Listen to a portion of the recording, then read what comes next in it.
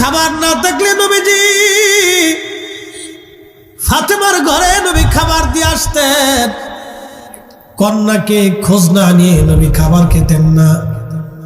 আজকে হাসান হুসাইন এতিম হয়ে যাবে, ফাতেমা আজকে এতিম হয়ে যাবে। ফাতেমা বলতেছে, আব্বা যান, আপনার হাসান হুসাইন আজ এতিম হয়ে যাবে, নানা হারাইবে, কোনদিন আর তারা নানার আদর পাবে না দুনিয়াতে। আব্বা যান, আমি কান্দি, আপনি চলে যাবেন আল্লাহর দরবারে, বিরহ বেদনার জন্য কান্না করি। আল্লাহর নবী ডাকতে বলতেছে, ফাতিমা চোখের পানি মুছে ফেলো মা। ফাতিমা রে, তুমি জানো না আল্লাহ আমাদের কি পরিমাণে মর্যাদা দিয়েছে। ফাতেমা, আমরা আহলু বাইতুন নবী, আমরা আহলে বায়াত, নবীর বংশধর। আল্লাহ আমাদেরকে এমন বংশ দিয়েছেন, পৃথিবীতে তোমার বাবার পরিবারের মতো আর কারো পরিবার কোনোদিন হয় নাই, কোনোদিন আর হবে না। চিৎকার মেরে জয় বলেন আল্লাহু আকবার। আমার দিকে তাকান। নবীর পরিবারের চাইতে বড় দামি পরিবার কখনো ছিল?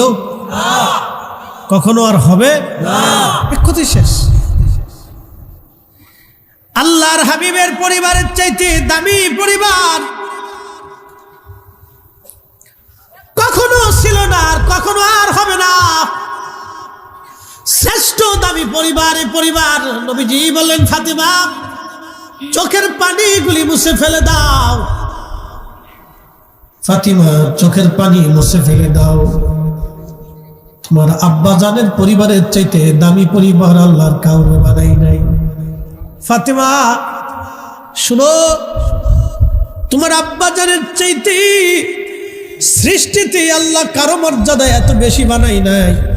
ফাতিমা রে, তোমার আব্বা জানকে আল্লাহ হাবিবুল্লাহ বানাইছে। হুজুরে বলে, শ্রেষ্ঠ নবী দিলাম রে,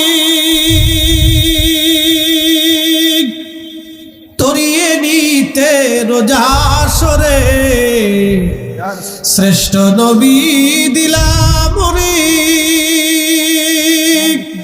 তরিয়ে নিতে রোজাসরে।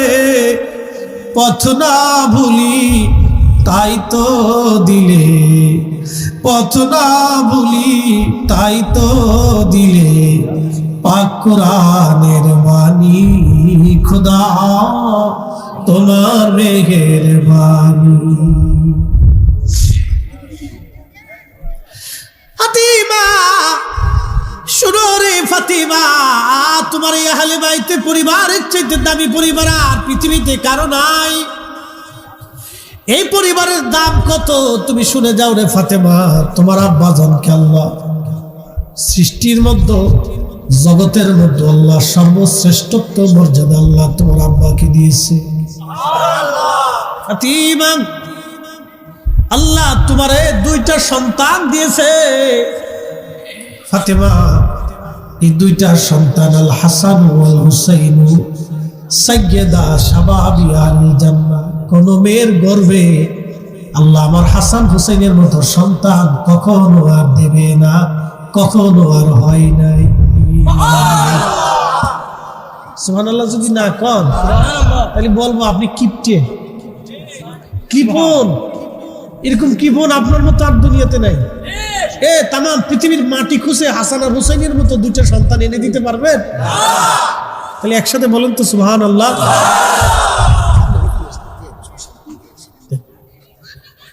সাতো এটা আমরা লাগে, এটা আমাদের জাতীয় খাবার। ইলিশ মাছ জাতীয় মাছ, আর হুজুরদের চা হচ্ছে জাতীয় ফানি। এটা আমরা জাতীয় ফানি, এটা না হলে চলে না। চা হচ্ছে আমাদের জাতীয় খাবার আর কি, ঠিক আছে? তো এটা আমাদের খাইতেই হবে, না খেলে ওয়াজে জুস আসে না। মাঝে মধ্যে একটু চুমুক দিতে হয়। শোনেন, অনেক কথা বললে বিরাট এনার্জি লস হয়, অনেক এনার্জি লাগে। এটা হচ্ছে ব্রেনের এনার্জি, খুব মারাত্মক এনার্জির ক্ষতি হয়। এই জন্য মাঝে মধ্যে চেক আপ দিলে দেখবেন অনেক বক্তাদের শারীরিক কোনো না কোনো কন্ডিশন, অসুস্থতা থাকে। আমি কয়েকদিন আগে বডি চেক দিছি, তা বললো যে সবই ঠিক আছে, রক্তে কোলেস্ট্রল বেশি, অ্যালার্জি বেশি, আর হচ্ছে আপনার পুষ্টির অভাব। আচ্ছা কোন আপনার মানুষ এমন তালে আমরা খাওয়াই, তারপরে আমরা পুষ্টির অভাব। আমি ডাক্তারে কই যে আপনি পাগল না মেশিন পাগল হচ্ছে না, বলে পুষ্টির অভাব। আমি এত তালের খাবার খাইলাম যে মনে এখনো পুষ্টির অভাব হয়ে গেছে। তো তখন হিসাব করে দেখলাম যে আসলে এনার্জি লস হয়, অনেক এনার্জির দরকার হয়। তো যাই হোক, সেটা আল্লাহর ইচ্ছা, আমাদের কোনো ইচ্ছা নেই। তো একসাথে বলবেন আল্লাহু আকবার। আল্লাহর নবী ফাতেমা রাদিয়াল্লাহু আনহাকে কাছে বসায় বলে, ফাতেমা চোখের পানি মুছো। কিতাবুল ফিতানে ঘটনাটা আসছে। ফাতেমা চোখের পানি মুছো। ফাতেমা রে, তোমার গর্ভে আল্লাহ দুইটা সন্তান দিয়েছে। জগতের মধ্যে কোন মেয়ের গর্ভে এরকম সন্তান আল্লাহ দেয় না, আর দেবে না। আমার হাসান আর হুসাইন দুইজন জান্নাতের যুবকদের সর্দার। জোরে বলা যাবে আল্লাহু আকবার। ফাতেমা চোখের পানি মুছে ফেলো। ফাতেমা, আল্লাহ তোমার পরিবারে কত বড় সম্মান দিয়েছে, আমাদের পরিবারে শোনো। ফাতেমা রে, তোমাকে আমি আলীর সাথে বিয়ে দিয়েছি। আমার আলী কাবায় জন্ম নিয়েছে। আমার আলী 10 বছর বয়সে কালেমা শরীফ পড়ে মুসলমান হয়েছে। জাহিলিয়াতের শরাবি, খারাবি, নাপাকি, হারামি আমার আলীর শরীর স্পর্শ করে নাই। একসাথে বলবেন সুবহানাল্লাহ। জাহিলিয়াতের শরাবি, খারাবি, হারামি, নাপাকি আমার আলীর শরীর স্পর্শ করে নাই রে ফাতেমা। তোমার সাথে আলীর সাথে যে বিয়ে হয়েছে ফাতেমা, তুমি জানো না এই বিয়েটা তোমার আব্বাজানের ইচ্ছায় হয় নাই। এই বিয়ের সরাসরি ঘটকালি যিনি করেছেন তিনি আমার আল্লাহ। আল্লাহ আল্লাহ আল্লাহ আল্লাহ। ফাতেমা রে, কোন নারীর বিবাহের ঘটকালি আল্লাহ সরাসরি করে নাই। তোমার বিবাহের ঘটকালি আল্লাহর পছন্দ। তোমার স্বামী আল্লাহ নিজে পছন্দ করে দিয়েছে। আস্তে হয়ে গেল, নজরে বলে ফাতেমা রে, তোমার স্বামী আমি পছন্দ করি নাই, তোমার স্বামী আল্লাহ নিজে পছন্দ করেছে।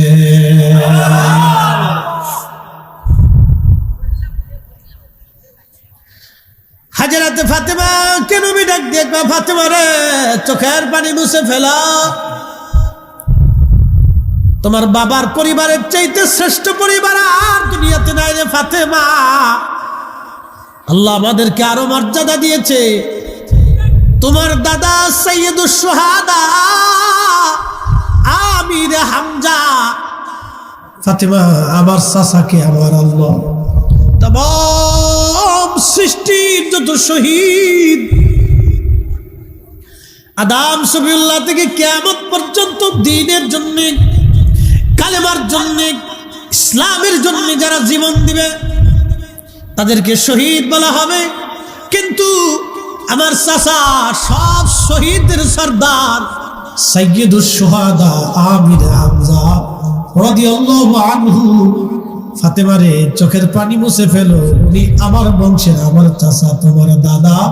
একবার জোরে বলা যাবে কি মারহাবা। আল্লাহু আকবার, ইয়া রাসূলুল্লাহ। ঘরে ঘরে জালো, ঘরে ঘরে জালো, ঘরে ঘরে জালো, ঘরে ঘরে জালো। আচ্ছা বলেন তো, পৃথিবীর সমস্ত মানব জাতি যদি আহলে বাইতে রসুলের বিরুদ্ধে ফতোয়া দেয়, আহলে বাইতে রসুলের মর্যাদা কমে যাবে? হ্যাঁ, একসাথে বলেন, কমে যাবে? মুসলমান তাদের অন্তরে ভালোবাসা, আহলে বাইতে নবীর মহব্বত তাদের অন্তর থেকে মুছে যাবে? পৃথিবীর কোন শক্তি আল্লাহর নবীর আহলে বাইতের মহব্বত মুসলমানের কলিজা থেকে সরাইতে পারবে না, ঠিক কিনা?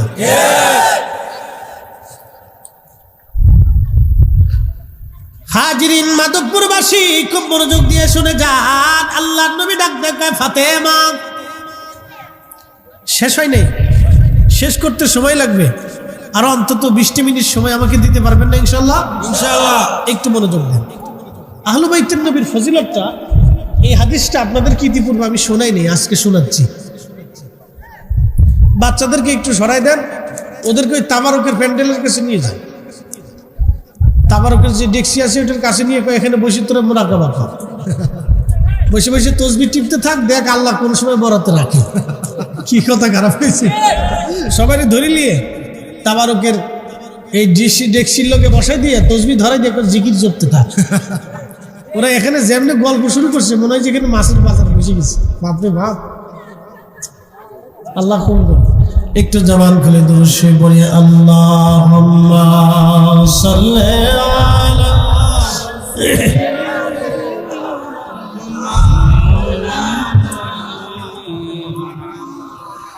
ওয়া আলা আলি সাইয়্যিদিনা। একটু জিকির করেন আল্লাহ আল্লাহ আল্লাহ আল্লাহ আল্লাহ আল্লাহ আল্লাহ আল্লাহ আল্লাহ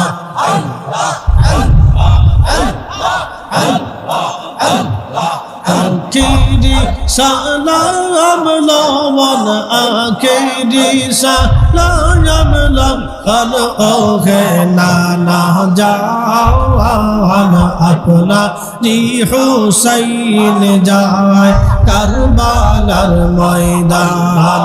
আল্লাহ আল্লাহ আল্লাহ আল্লাহ আল্লাহ আল্লাহ আল্লাহ আল্লাহ আল্লাহ আল্লাহ। কারবালার ময়দানে যাইয়া আগা দিব গলা কাটাইয়া, আর না আসিব ফিরে, আর না ওহে নানা জাওয়ান আপনারি হুসাইন যায় কারবালার ময়দান। আল্লাহ আল্লাহ আল্লাহ আখিরি সালাম লওয়ান, আখিরি সালাম লওয়ান, ওহে নানা জাওয়ান আপনারি হুসাইন যায় কারবালার ময়দান। আল্লাহ আল্লাহ আল্লাহ আল্লাহ আল্লাহ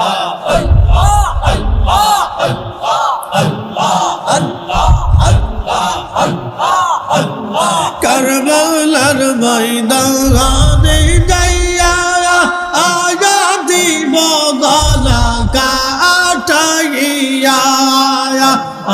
আর না আসিব ফিরে, আর না আসিব ফিরে, ওহে নানা জাওয়ান আপনা জি হুসাইন যায় কারবালার ময়দান।